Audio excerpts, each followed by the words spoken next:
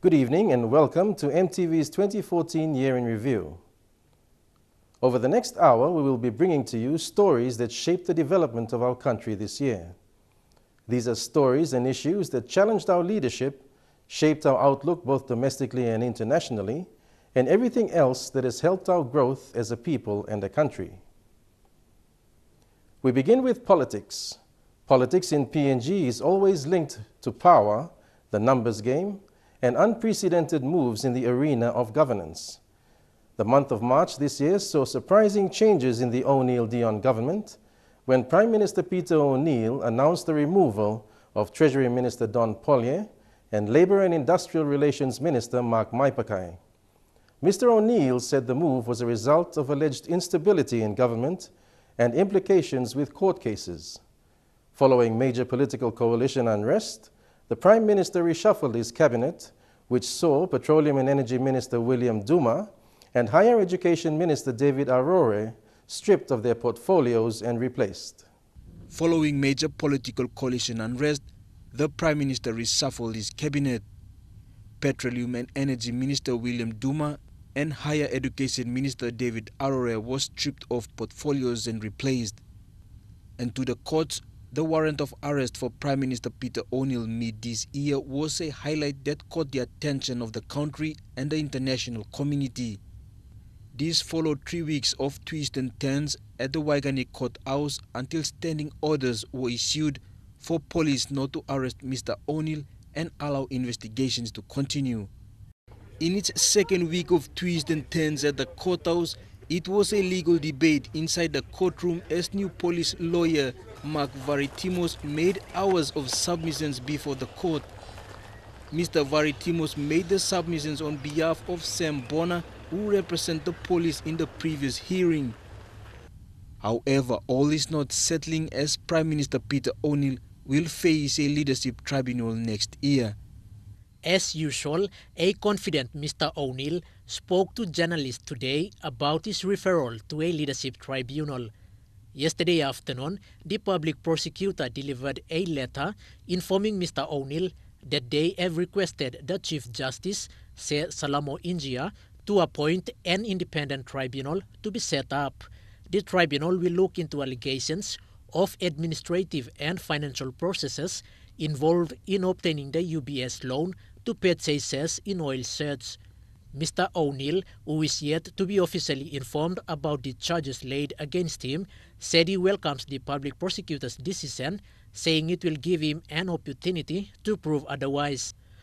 And in fact, I want to say here that we welcome his decision because it gives us an opportunity to go before the independent tribunal and the courts to determine the outcomes of these decisions based on real evidence that are going to be presented to the tribunal. When asked whether he will step aside to face the tribunal, the Prime Minister said he will only do so if the tribunal finds him guilty and request him to do so. But the most intriguing event in the political arena this year was the sentencing of Pomio MP Paul Tiensten to 9 years imprisonment by the National Court. The court found Tiensten guilty of misappropriating 10 million kina of public funds.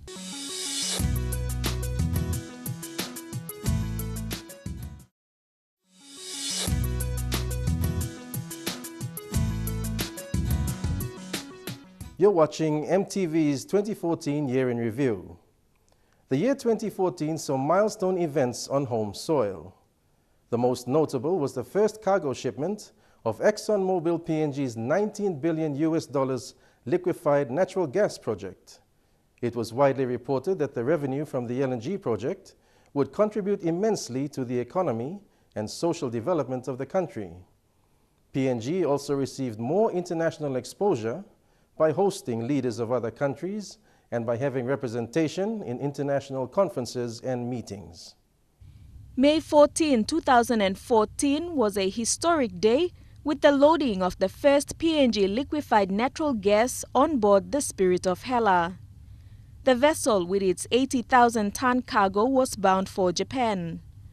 Special tribute was paid to the former Somare government for being instrumental in the project. The team worked so hard on the side of government to make sure we have something that we will launch today. Against all the odds, I said, guys, go and do it. This is a momentous occasion for Papua New Guinea, very special day for PNG. This project has highlighted many achievements for us. The honour was then given to the Prime Minister to officially give the order to the ship's operating crew to start loading the LNG onto the vessel. This is Prime Minister Peter O'Neill. Mr. Prime Minister, who rolled the ship to load the first PNG LNG cargo.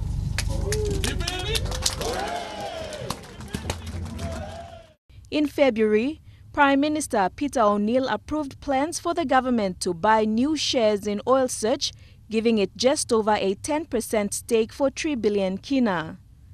The move to borrow 3 billion kina from a Swiss global financial services company, UBS, came under fire from dump treasurer Don Pollier in March.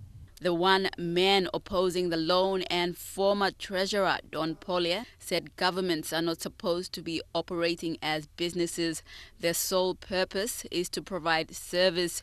He said unlike past loans, the UBS loan is structured differently. Mr. Pollier said the deal breached budget guidelines and was done without approval from Parliament. With major international events to happen on PNG soil, the country began having world leaders visit. One of those was Japan's Prime Minister Shinzo Abe, who was here on a 3-day bilateral visit. The visit came on the backdrop of Japan being the first country for PNG to export its LNG shipment to. Another visitor was Australia's Prime Minister Tony Abbott. Our Prime Minister Peter O'Neill used the occasion to tell Australia that asylum resettlement will only take place after a legislative framework is passed on the floor of Parliament. We will, of course, process those who have now been interviewed for processing, and we will be dealing with them as quickly as possible in the course of the next few weeks and months. I'm very grateful that the regulatory process is in train so that the settlement process can begin. Just this month, however, Australia's Foreign Minister Julie Bishop was told that 50 genuine asylum seekers were given final refugee determinations. I have approved of to 50 persons who have been determined as genuine refugees for settlement purposes. Effectively, the 50 genuine refugees will be moved to the East Lorengau facility, which will prepare them for integration into society once a policy framework is developed. That policy framework has not yet been finalized, but the process has begun. Ministers agreed that the regional resettlement agreement will be reviewed, but until then, the agreement will remain in effect. 2014 has indeed been the year of construction. This year alone, we saw an unprecedented level of infrastructure development, not just in the nation's capital, but also in Lae City. From incomplete roads in 2012 to a city that is being transformed into what the Works Minister calls the concrete city. This level of development will continue as Lae is expected to see more of the same in 2015. This report from MTV's Lae Bureau Chief, Scott Waide. Lae has long been the industrial capital of Papua New Guinea. The city is home to a large portion of Papua New Guinea's manufacturing businesses. They include Zanag and New Guinea Table Birds, two of the biggest chicken producers, Lae Biscuits and Paradise Foods, the country's biscuit makers, and several fish processing companies. This decade in particular has been one of challenges and one that has seen unprecedented change. A growing national economy, more money and more attention to Morobe has resulted in a pace of infrastructure development never before seen in Lae. Lae City and Bigla. In March, Works Minister Francis Awesa announced the start of construction on the 4-lane highway from Lae to Nadzap. Government recognize him this blah. Contribution Lae City make him. Lamibla put a big money long up. The 500 million Kina project is being built by China Railway Constructions. The road is of high importance to Lae's growing economy. By 2018, a 4-lane highway will replace this existing road, worn by millions of tons of cargo that have passed through here. It fulfills the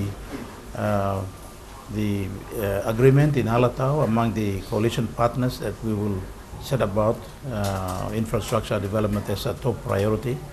Among the other priorities in free education, free health, all that. So this comes about as a result of that agenda.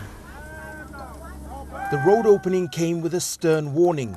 Francis Awesa made it clear that there will be no variation of payments, no extension of deadlines, and there'll be local participation.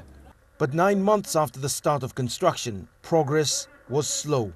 There were compensation demands and other issues that caused delays. The Prime Minister, who arrived in Lae for the opening of the wharf extension in November, was angered by the slow progress. Why is the road not moving? Why is there so much delay? Why is the potholes been graded and maintained so that traffic can move freely? Now, I don't have to come down and do this job. You know, people are given responsibilities. People are given contracts to do this job. So let us get it done so that our people... Lae has been the focus of national government attention since the increased public criticism stemming from the previous Lae Roads Rehabilitation Project. When we started out in the management of Lae City Roads, basically everyone knows it was in a mess. We came on board.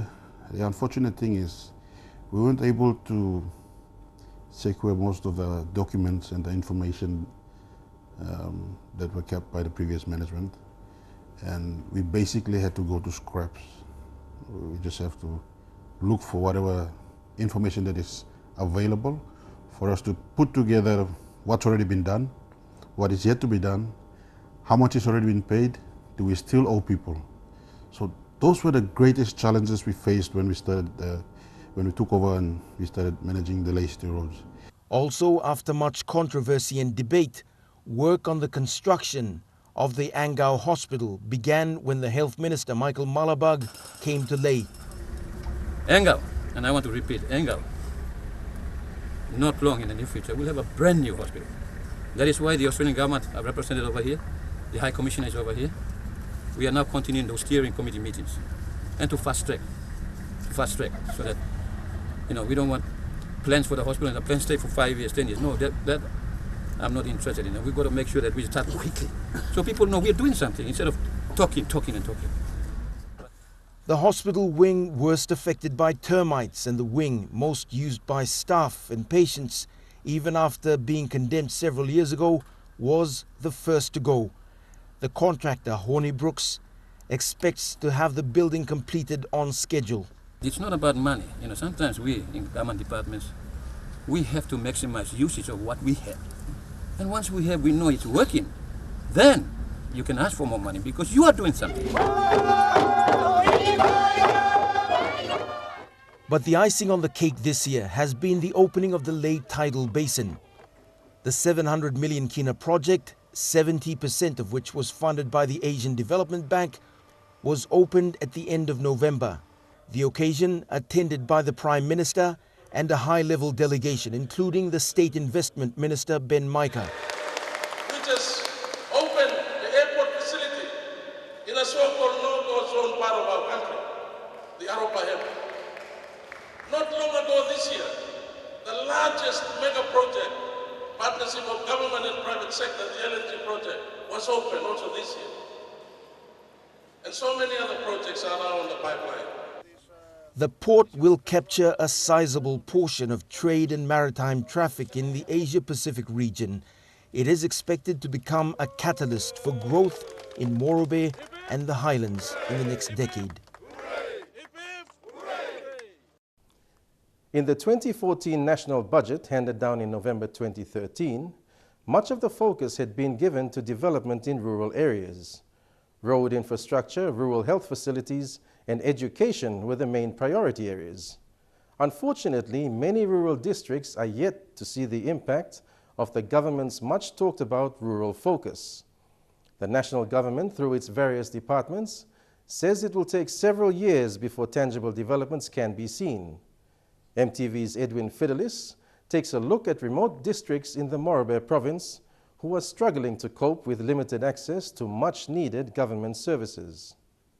In just little over 3 years, and Morobe province is beginning to see an unprecedented economic growth. Much of the growth was attributed to the economic boom in the province over the last 2 years.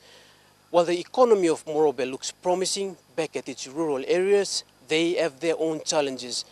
This year, I've visited some of the remotest parts of Morobe, places like Garaina in the Bulolo district, Aseki in Menyamia, and Kabum district. Now, in terms of rural developments in the areas of roads, health, and education, it's still a big challenge for these rural districts. It took us almost a week to make a journey on foot across the wilderness of Garaina Valley in the Bulolo district to Soe electorate in Oro province.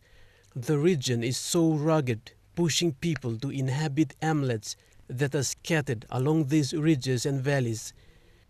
Garaina in the Waria local level government of Bulolo district is a world on its own, surrounded by mountains and thick jungles that remained untouched for many years.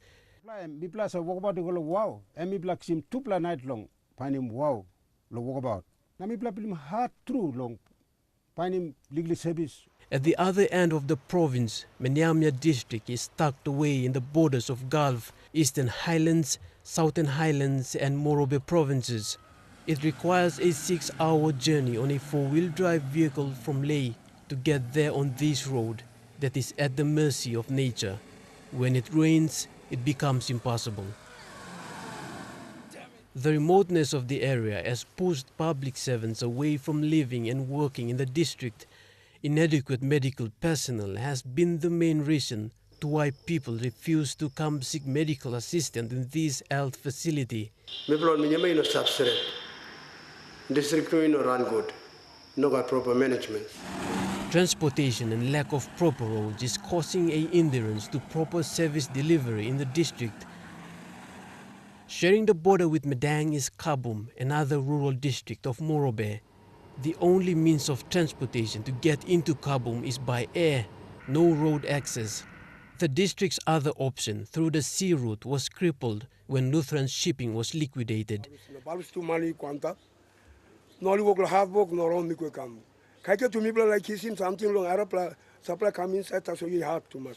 The cost of store goods have doubled because of the freight costs charged on store owners for ferrying their store goods to Kabum. While Morobe is slowly gaining the recognitions it deserved, its rural districts aren't developing as much as it should. Not all the government services are in good working order. Health centers, roads and schools have seen their better days. The rural people said successive governments have neglected them, and public confidence in the government's plan to deliver basic services into these isolated regions had dipped in recent years. Numerous visits by the Prime Minister and other top government ministers this year to these remote districts are expected to regain those lost confidence.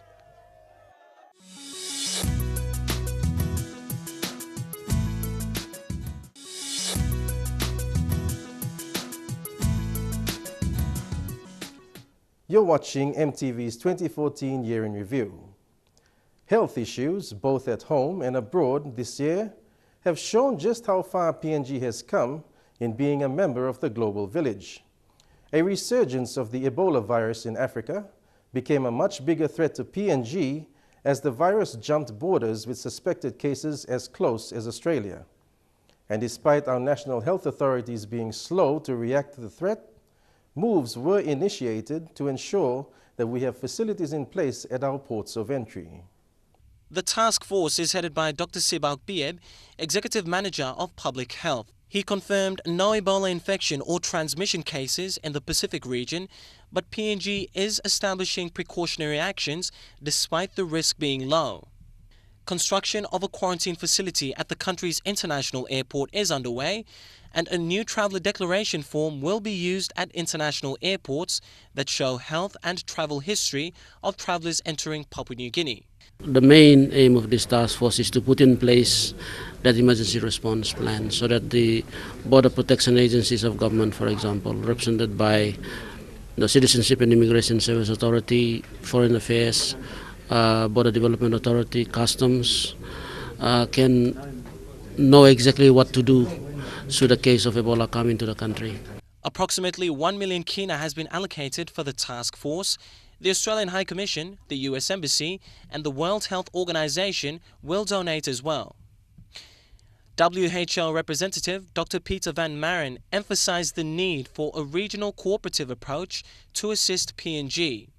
Far from Papua New Guinea, the United States of America is currently undergoing serious quarantine and defensive measures to contain the deadly virus on its soil and in West Africa. This year alone, Papua New Guinea has been seen as a major cultural melting pot. In the month of June, Melanesian countries converged on Port Moresby for the 5th Melanesian Festival of Arts and Culture. It was indeed our country's cultural highlight for 2014. From the islands to the highlands, our cultural calendar events ensured that there was always something uniquely Papua New Guinean to savor. The festival was first held in Honiara, Solomon Islands, in 1998. It was a biannual event aimed at celebrating the cultural diversity of Melanesians. Port Moresby played host this year for the 5th Melanesian Festival of Arts and Culture. There were spectacular displays of arts and culture from Melanesian countries, including our neighbors from Timor-Leste, West Papua and Torres Strait Islands, who participated for the first time. Canoe festivals are becoming popular attractions. Two areas that continue to promote this are Alatau, Melin Bay Province and Balimo, Western Province.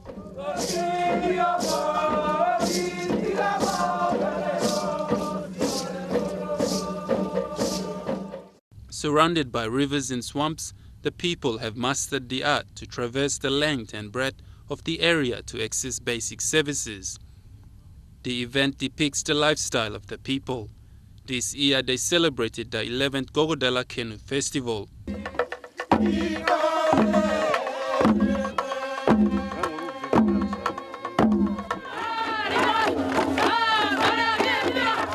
Cultural shows in the highlands continue to captivate and mesmerize visitors. The 53rd Hagen Show and the Enga Show have proven that. In Hagen, the tourism coffers have seen a hike in revenue. Show coordinators were overwhelmed, with the turnout describing the show as a success, while in Enga, 47 cultural groups gave prominence to the show. Enga Governor Peter Ipetus, who is always at the forefront of his province's development, officially opened the show with great enthusiasm. Person Blatumuna, you by no good identity. You by no good identity. Bien by you come up, man nothing. Last but not the least is the Morobe Show. As usual, it is a showstopper. People come in droves to be part of this extravaganza. Well, I'm living here in Moresby at the moment, but I just flew into Lae yesterday and flying back out tomorrow afternoon after the show. So yeah, looking forward to the rest of the weekend.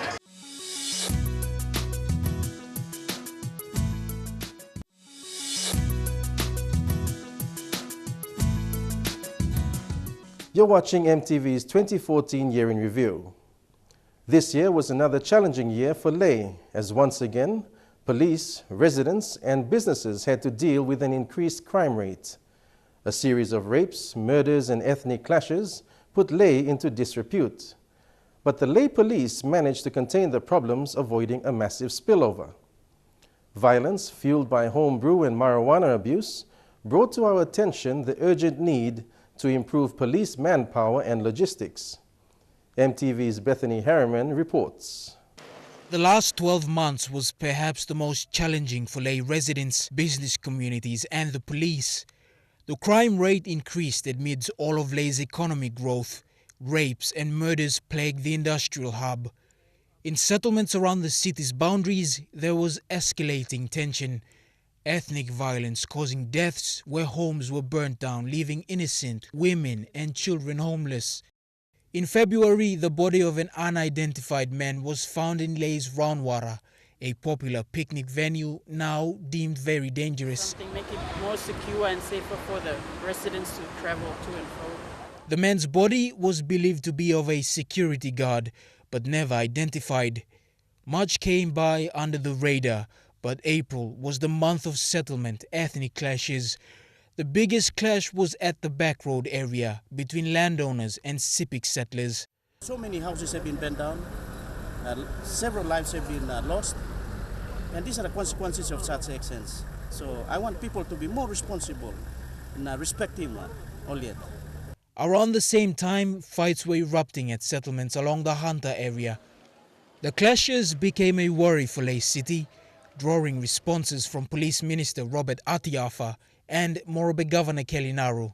To come up with 8,000 to 10,000 policemen by year 2017. One of the worst ethnic clashes that left over 500 women and children homeless and many properties destroyed was the Limki settlement clash along Lae's Speedway. Her kitchen was burnt down last month. Now I find him hard to stop. Man, we open German house there, German sleepless stop. These pictures supplied by the police media unit. Then came Dark June, the sorcery killings in Ramo, the mutilated bodies of the victims that included children and a decapitated man taken to Lae for post-mortem. The pictures too disturbing to show. In the early hours of this morning, a body of a young man was found in the middle of the Kasawari Road, just next to the Ward 2 Council office. October was even darker. A man was stabbed with a screwdriver along Kasawari Road. He was stabbed after he refused to hand over 75 kina to thugs. Relatives and families of the victims say that a teenage boy and 2 women... The series of rape cases, some question if they were connected. Naked bodies of women were found in different locations, raped, killed and disposed. Our disciplined forces have also had their fair share of challenges, both with lawbreakers and unfortunately innocent civilians. There are a number of police brutality reports and infighting among the police hierarchy that shook the rank and file of the police force. Bridget Komatep files this report. At the beginning of this year, 14 suspects were arrested and charged by the Wewak District Court in relation to the Kawanumbu village raid. 2 auxiliary members were convicted and fined. They were found guilty of rape, destruction of property, assault and unlawful wounding. One incident was the burning down of 9 houses and millions of kina worth of damage to properties belonging to Kirakira villagers in the nation's capital. The village was under attack by soldiers from Tarama Barracks in retaliation over the death of 1 soldier. On July 7, after almost 2 weeks of blockade, the Government Road was cleared and reopened to the public. Individuals were also victims of police brutality. UPNG lecturer Francis Essie was left almost brain dead after being attacked by police officers who were allegedly under the influence of alcohol. He survived to tell his story. We parked the vehicle, those police personnel with a truck full of jump down and comment us. The 9 Mile market outside of Port Moresby was closed for an indefinite period following an attack on a police officer. According to Superintendent Operations for NCD Pero Drono, the officer was slashed on the neck with a bush knife. 2 days later, on October 16, the Hohola Guest House and Juha College in Port Moresby became targets of police raids following the 9 Mile incident. Properties at the guest house were destroyed and people beaten up by police. On November 14, Gordon's Market and all nearby shops were forced to close following the death of a young police officer. The police officer was stabbed twice by a bystander. He was rushed to Port Moresby General Hospital's Accidents and Emergencies section but died 5 hours later. The Gordon's Market in the nation's capital was then reopened despite numerous complaints from the business houses and the general public to keep the market shut. Police and Defence Force officers in Port Moresby had a confrontation following a fight between members of the 2 forces. The aftermath saw opportunists looting certain supermarkets in the city. Then on December 8, main supermarkets in Port Moresby were forced to close because of the ongoing standoff between the police and soldiers. Main shops in Erima, Badili and Ohola shut their doors as a result of opportunists attempting to loot properties. But quick response by police has prevented many of the shops from being looted. In Lae, there was a spike in fires this year, highlighting the need to improve the Lae fire service. It comes as government focuses on building a 4-lane highway and a new wharf to attract more investment. All this running parallel with this push for more investment in business is the stark reality that the industrial hub needs 2 more fire stations and up-to-date equipment. Lae's fire woes started at the beginning of the year. January, the New Guinea drug and wholesale warehouse went up in flames. Firefighters struggled to contain the fire from spreading throughout the entire block of buildings. Properties worth millions of kina were razed, including the G4S office. And then the suspected arson of the Ward Council building on Kasawari Road. The investigations didn't pull up evidence to prove it. So mi blago mo kota na tamol boy askmol mi bla start fight mol na apply to ko mo mi les lokarem heavy mi blago kan so em kolim nem do tupla suspect mo stop on mi blago mi blago mol nem to mi blago karem kam na police. Burning Brian Bell Home Center. February was Lae's fire month. It began with the Brian Bell Home Center, burnt down to ashes. Several weeks later, the Pelgans wholesale went up in flames. It was the biggest fire for this year. The fire trucks are doing what they're able and capable of doing. So we can't scream at them. We can only thank them for being here, for what they're doing so far out. The building housed other companies. It's understood that the fire began in an electronics shop. Which is that, big fish coming out and then we just see a plane coming up from Daytech. That's, the fire started with the Daytech. All of these fires brought to attention the ailing infrastructure of the Lae Fire Service. It came to the attention of the Morobe Governor Kelly Naru that Lae had a serious fire problem. Is it because of something that is caused as a result of the frequent power blackouts that we have in the city? The Industrial Hub's fire service didn't have the latest firefighting equipment that included a snorkel to fight fires on high-rise buildings. The national government promised to allocate 100 million kina to the Morobe provincial government. Prime Minister Peter O'Neill made the promise, but it still hasn't happened. We are now talking to the line department that is responsible for fire services to try and upgrade all the facilities. Like everything else, it has collapsed. Like every department of government public service forces, it has collapsed. But while Lae had its problems going into November, Mount Hagen, Goroka and Madang proved that they too needed urgent help. In Mount Hagen City, a whole block of buildings burnt down, causing a riot in the middle of the streets. A man was killed, shot in the head from a stray bullet, believed to have been fired by police when dispersing a crowd of mobs. Last year, 3 students were killed in student violence-related incidents in Lae. This year saw the death of 1 student in another case of student violence. That doesn't include the number of students who were badly injured. Over the last 3 years, our Lae Bureau has been following the instances of student violence in Lae schools. Over those years, interim measures taken to address the problem have achieved poor results. 2 years ago, Daniel Pasingan, a grade 11 Bugandi secondary school student, was stabbed in a student violence-related incident. He died at the Engau hospital a few hours later. 6 months following Daniel's death, Tobias Ombi and Dimas Dobi were shot by police during an attempt to disperse another student violence at Lae's Eriku shopping center. Dimas was injured and recovered. Tobias died from a bullet wound to his neck. About 3 months ago, another student from Bumayong Secondary was stabbed. He also died a day later at Engau Hospital. In another incident in July this year, a conflict between Lae Secondary School and Bumayong students resulted to properties destroyed and commuters injured during the altercation.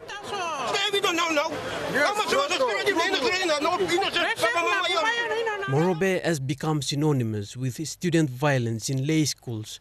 Its impact is degrading. School authorities say that many tertiary institutions will refuse students from lay city schools. On numerous occasions, provincial education authorities and school boards have issued warnings to expel rogue students who take part in school groupings. But all that has turned out to be failed attempts to curb these activities in lay schools. Many have called for proper research done to identify the root cause of the problem. A research on the school fights funded by the lay MP, Lujaya Koza, hasn't been officially released yet. It contains recommendations on how the issue can be dealt with. The level of the problem has attracted concerns from various church groups, former students, provincial authorities, and even the national government. If there are issues that goes beyond the school management, and it becomes a police matter. While parents and public have viewed the ongoing school fights as an internal issue for school administration to deal with, many say it should be taken as a serious crime and not only as a school's internal problem. Students found involved in these activities, both in school and out of the school, must be arrested, charged and imprisoned. The Provincial Education Authority on various occasions said there aren't any long-term solutions set in place. They have not been doing enough to address the issue. The issue has turned out to be a public criticism for the provincial government. While much of the problems relating to school fights remained unattended to, the only people responding to the issue are the parents. They worry about the safety of their children, and they worry about their children missing out on being selected to tertiary institutions every year.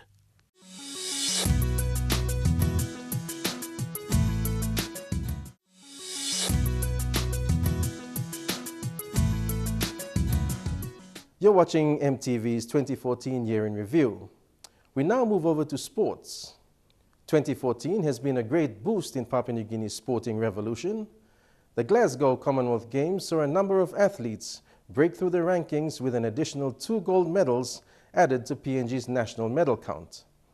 2 humble individuals in the likes of Dika Toa and Stephen Curry placed Papua New Guinea on the world map. This by stellar performances in weightlifting. Lorraine Genia with the highlights of their achievement.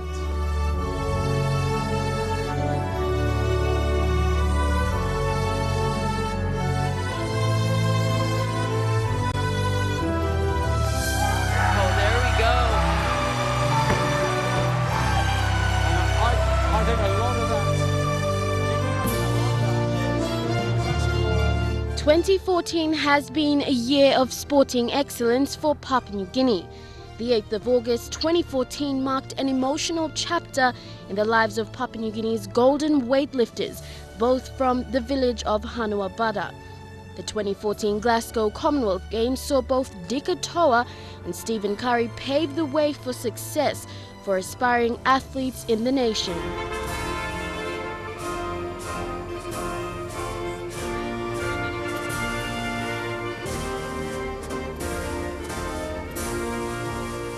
Bearing the country's 7 million population on his shoulders at just 21 years of age, young and determined Stephen Curry lifted an astounding 200 kilograms in the 92 kilogram weightlifting event in Glasgow, upsetting Australia's Simplice Reboam and earning Papua New Guinea's 3rd gold medal since their debut in 1962. That was the most spectacular lift of the day so far.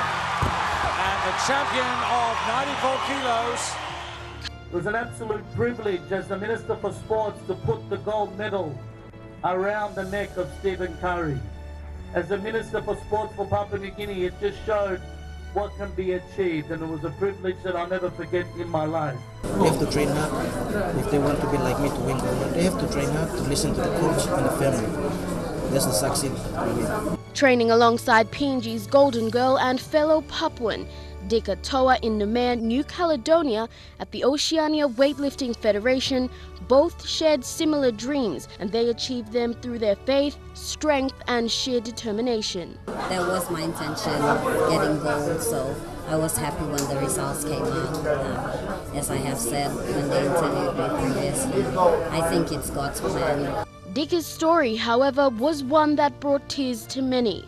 Dika's move to New Caledonia to train meant leaving her 2-year-old daughter and son alone. The battles she fought and the heartache she endured to represent her family, her Papuan community and her country all paid off the minute she was announced as PNG's 4th gold medalist. Well, there are sacrifices that have to be done, so yeah, to all the young mothers out there, it's never too late. You can always do what you want to do. Just set a goal and then reach for that goal yourself. Although their success has made them public figures, sporting icons and inspirations to many, their humbling charisma is what truly defines them both as individuals.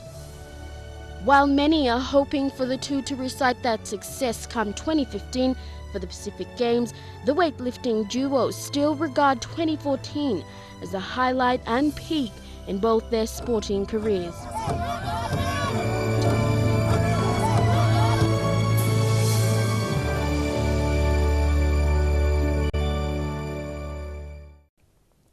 PNG women have many times excelled in team sports and most notably in soccer. But this year, the women's cricket team, the Pacific MMI Lewas, made it to the top in the East Asia Pacific region. They beat 5 other countries to take out the ICC EAP trophy and ended a 4-year reign by Japan. They have now qualified for the 2015 Women's World 2020 qualifier, and if successful, it's on to the World Cup in India in 2016. MTV's Terry Alex has this review of their win against Japan this year.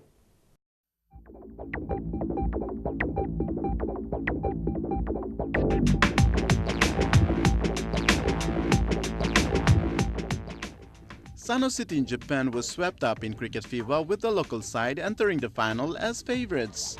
The crowd in attendance were warmed up by many activities, including the local town mascot and reigning national mascot of the year, Sano Maru, teaching the public the rules of cricket. PNG's Elena Tai became the first female umpire from the region to stand in a final of an ICC event. She was joined by associate and affiliate panel umpire Kathy Cross.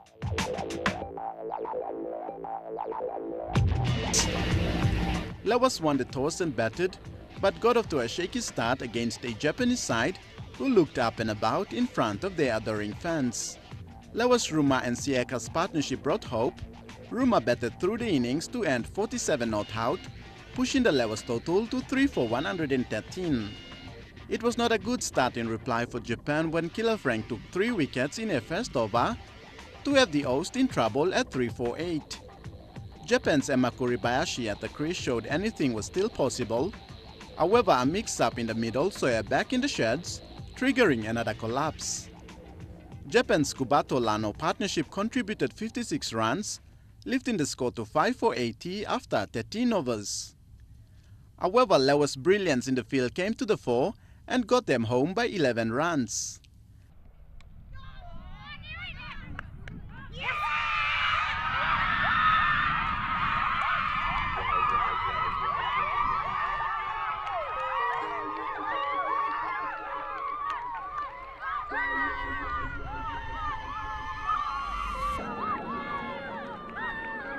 I'm overjoyed, glad that we've won it back again.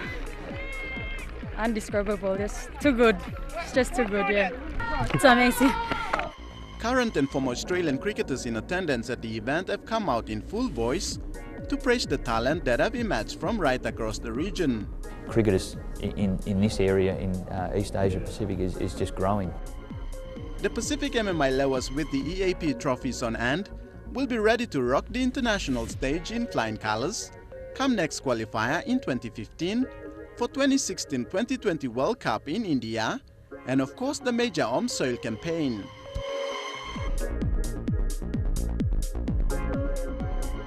Turada Kokomo was there at the Jacksons International Airport with family members, sponsors and Cricket PNG to welcome the team. The Lewas were overwhelmed and indulged in their well-earned spoils.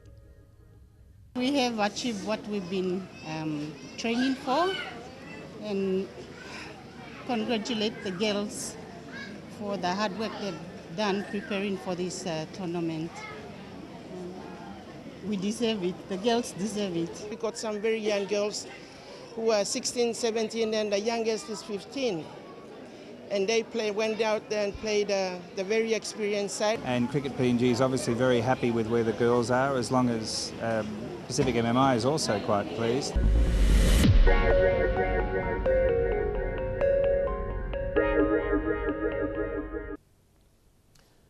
"2014 has been a hectic year for sporting fraternity in Papua New Guinea, with major sporting events being played.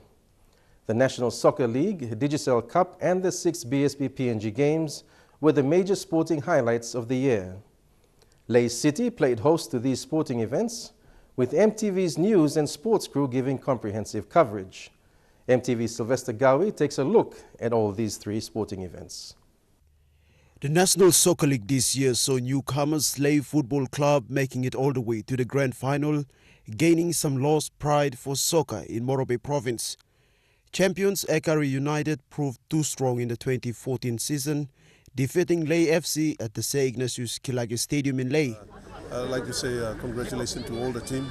I mean, for me, I'd like to see that someday that Ekari be beaten. Maybe in the next grand final, I don't know. But the standard of football is rising, and that's the most important thing. The 5-0 win over Lae FC has again put Ekari as the unbeaten champions since the National Soccer League started in Papua New Guinea about 8 years ago. Other teams that have stood out in the competition were Oro FC, Morobe United FC, and Besta FC, who have all fielded a young, strong and determined side for the 2014 season. While spectator violence has been a challenge for the NSL management, the strong commitment and support from franchise owners, families and supporters have been overwhelming. Ekari will continue to raise the standard, we'll keep on playing that, and everyone is playing to that. So Ekari is beatable, they are not invincible. In Rugby League, Ella Wigman has been the youngest franchise to claim the 2014 Digicel Cup. Coming from a record win from the Western End, the Ella franchise was on a mission, and that is to win some of the best teams in the competition. Egmark Rabaul Gurius, SNS Port Moresby Vipers and Lae Snakes Tigers were the favourites in the competition. 2014 was said to be the year of Tigers.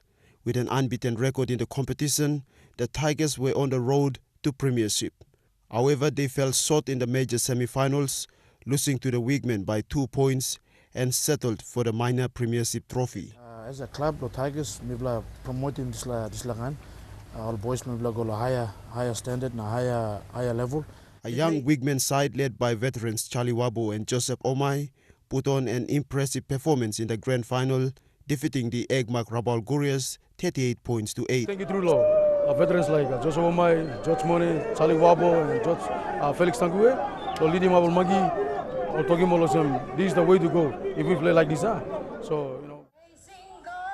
Still in Rugby League, Papua New Guinea Kumuls defeated Matema Tonga in an international test match in Lae. The Kumuls, dominated by PNG Hunters boys, were too good for the Tongans with a 32-18 victory. With the way they've improved the last 12 months, and I know we can get better too as well. So, but very happy with the defence.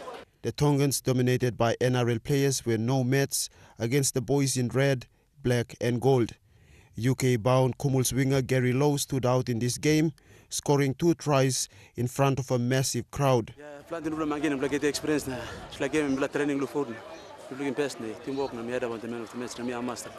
The biggest sporting event in the country, which brought together the 22 provinces, was the 6th BSP PNG Games. 28 sports, 19 venues and more than 9,000 athletes, the PNG Games was truly the unifying factor in Papua New Guinea. The Games started on the 16th of November with the opening ceremony, which was for the first time telecasted live on MTV. Western Province was represented by a lone athlete, George Yamak, and Gulf Province by Lae-based Ram Sotakan Karate Club. The 14 days of competition involved many young sporting talents in para sports, athletics, rugby, soccer and many others. Strong rivalry was between Morobe and NCD. However, Central, Bougainville and East New Britain also dominated in various sporting codes.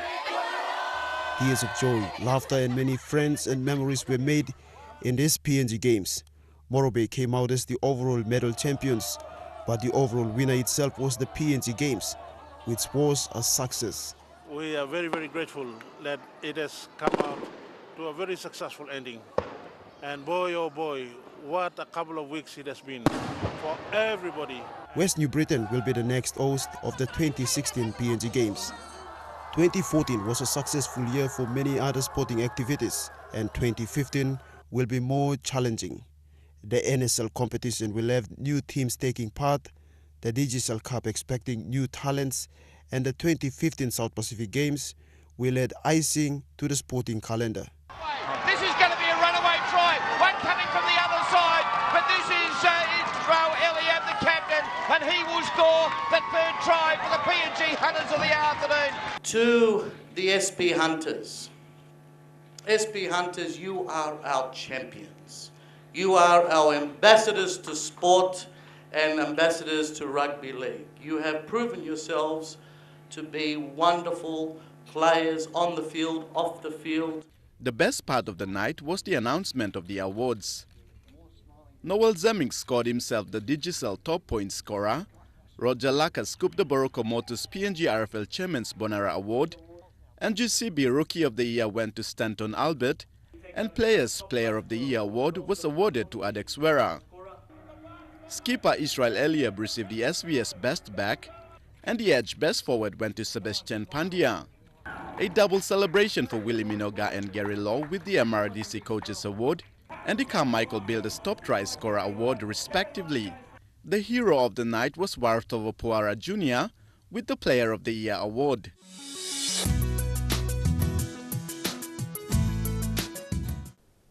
You're watching MTV's 2014 Year in Review, and that's been our take on the events that made the news this year, the events that have put PNG on the map, and the events that have strengthened our resolve as a country.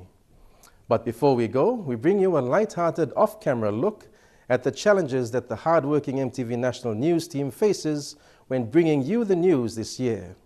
On behalf of the MTV National News and production team, may you all have an exciting and prosperous 2015. Economy now driven by alluvial mining.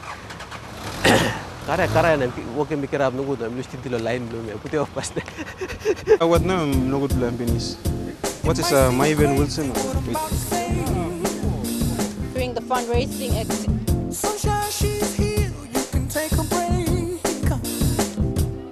His 7 bail conditions include payment of 5,000 kina and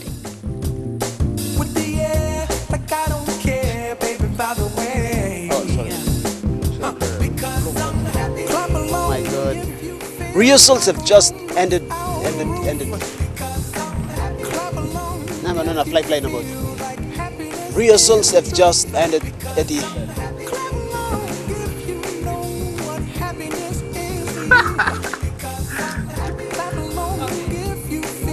These 6 teams have made it into the respective Pool A and B.